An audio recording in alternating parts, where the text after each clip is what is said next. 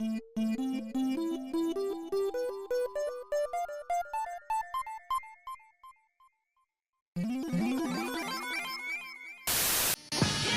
no, this is not a mere trifle to be taken lightly. This is a serious problem, friends. You want proof? Well, I got proof.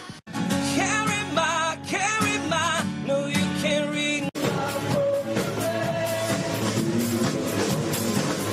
This is all part of Lil Wayne's ambitious project to collaborate with everyone in the music business anywhere. Eminem, Shakira, Fall Out Boy, Weezer, Beethoven, Moses, everyone. You know, the pop music of the decade has gotten shallow when even dorks like Cobra Starship and 303 are making silly dance songs. I don't understand this at all. These are people who should be remaking Weezer's first album for eternity. Number 10. Where I come from isn't all that great. Rivers Cuomo has spent the majority of the decade growing steadily more insane. Put me in a special school. I just don't know what the hell he's doing most of the time. His refusal to write about anything except things no one can relate to has made his lyrics seem either half-assed or utterly bizarre. One thing's for sure though, he can still write a hell of a catchy chorus. Perhaps he should stick to doing that. I got the magic in me. I got the magic, baby. Every time I touch that track, it turns into gold. Yes, it turns to gold. Newcomer rapper B.O.B. mixed it up with rock stars twice this year. But while Airplanes wore itself out on me pretty quickly, Magic was a delight each and every time I heard it. B.O.B. does a great Andre 3000 impression, and he and Rivers make perfect sense together. They both pull off the awesome music superstar thing, even though they're both kind of dorks. So remember, all you nerds out there alienated by the surface gloss of pop music, believe it or not, even here, there's a place for you too. It's like magic. It was ambitious, is what I'm saying. And as it turns out, Don't Stand Me Down is sort of their Pinkerton. By that I mean everyone who's heard this album absolutely loves it. Now. But at the time, critics hated it, and the public refused to touch it.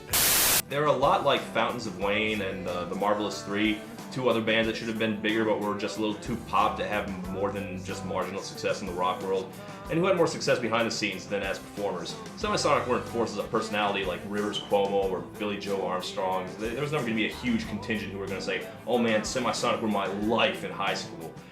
In fact, honestly, whenever I hear this song, I kind of wish the Muppets still had a show with musical guests so they could have Bastille on, because, you know, it would be absolutely perfect. Like, you know, a volcano in the background, Muppet monsters doing the way-oh parts, and the Bastille guy trying to be serious and not laugh. And the song itself sounds like the theme song to a children's horror movie, right?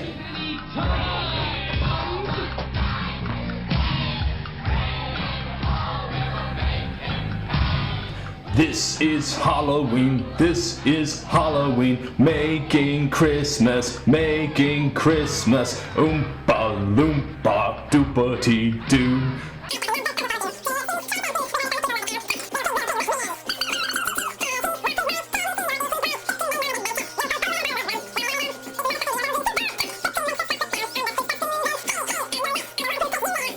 Beverly Hills, oh my god, this thing's still going. That's where I want to be. Oh my god, why won't this scene end? Like, you compare this to other dork rock bands. Other bands are like, oh, I look like Buddy Holly, and you look like Mary Tyler Moore. But you get to Fall Out Boy, and it's, you're the unstoppable sword chick from Kill Bill, and I'm Jesus. You know how I complain that modern rock all sounds like commercials these days?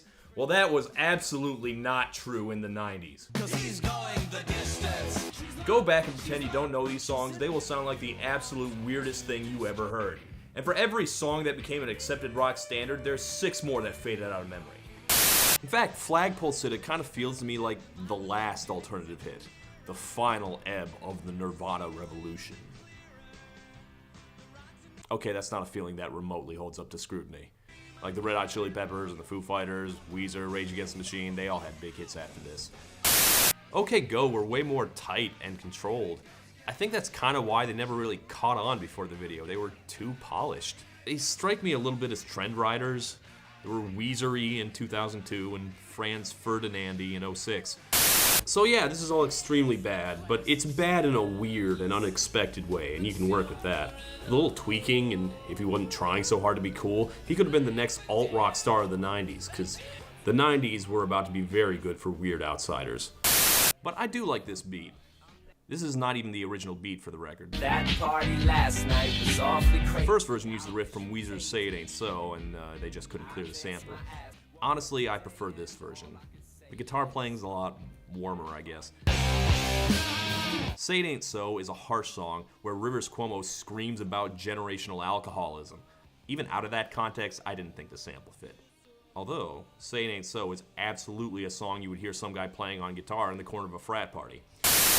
Around the time this fucking thing broke, I predicted that Brendan Urie would become the new Adam Levine.